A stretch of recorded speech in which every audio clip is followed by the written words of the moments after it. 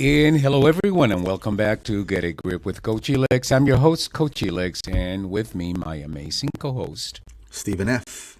Stephen Frederick Mason, who is my husband, an attorney, and a medium, Stephen the Medium.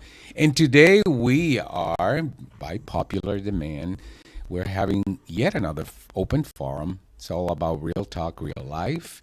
No filters, no scripts, just real, honest conversations about life, love, challenges, and everything in between, anything and everything you want to talk about. And this is just a reminder, this conversation is a reminder that life isn't about perfection, it's about progress, and we're doing good. We're doing fine no matter what, what it is that we face day in and day out. So with that said, Stephen, what would you like to talk about? What would you like to start with? Well, that's such a loaded question. I love it.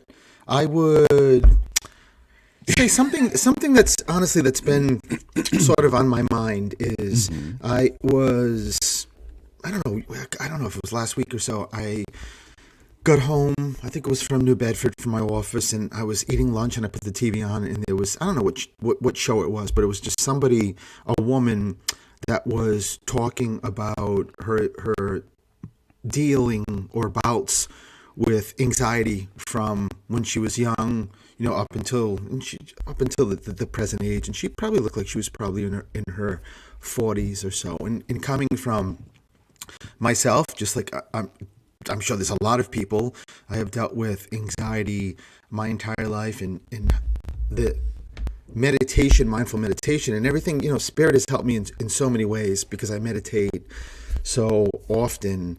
And, one of the things that I realized, and that I'm not really sure if I actually have taught this in the last class course I did, or it's coming up, but one of the things that I realized that I think it's really important for people to know is that, and again, it's based on what I dealt with anxiety, and I still deal with anxiety, is, anxiety just doesn't drop on you, right? It just doesn't drop on your head. It's not like a lightning bolt that just comes and hits you.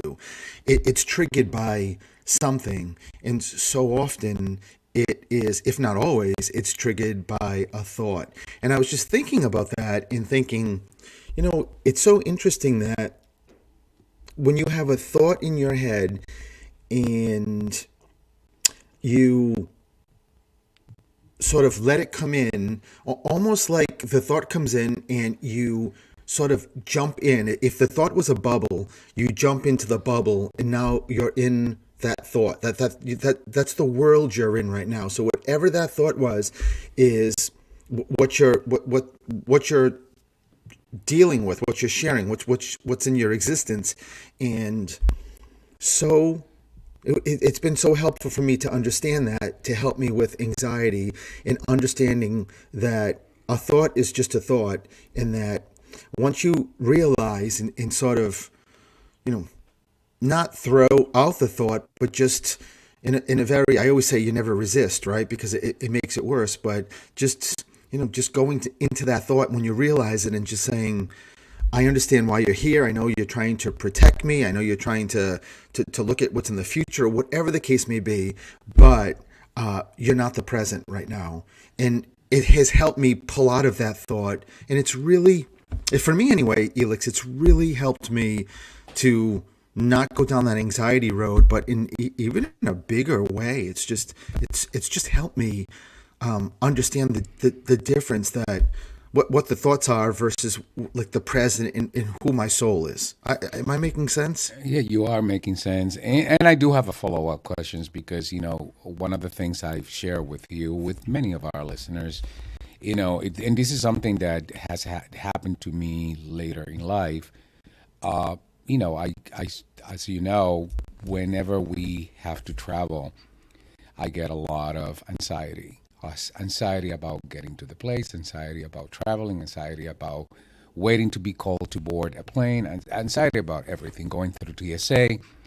So so when you said, trying to get to the source of what is it, I thought, but I don't know what causes it, right? But then when you talked about, thinking of it as the thought, right?